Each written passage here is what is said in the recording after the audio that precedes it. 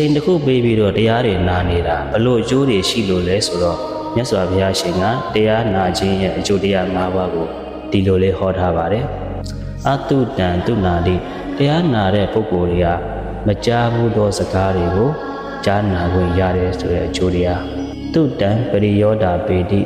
ကြားနာဘူးတဲ့တရားဓမ္မတွေဟာမိမိရဲ့စိတ်အစဉ်မှာတန်ရှင်းကြည်လင်ပြီးမှတည်လာတယ်ကံခံဝိညာဏတည်တဲ့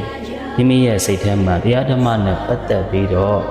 မတိတဲ့ယုံမှားတန်တရားတွေဟာလည်းပဲကျင်းစင်ပပျောက်သွားနိုင်ခြင်းတည်းဟူသောအကျိုးတရားကိုလည်းရနိုင်တယ်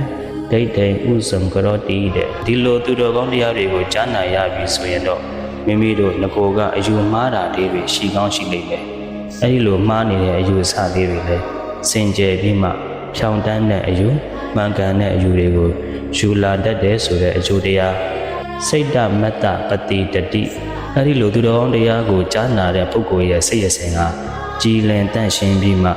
နေတယ်ဆိုတဲ့အကျိုးတရားဒီအကျိုးတရား၅ပါးကိုတရားနာတဲ့ပုဂ္ဂိုလ်တွေက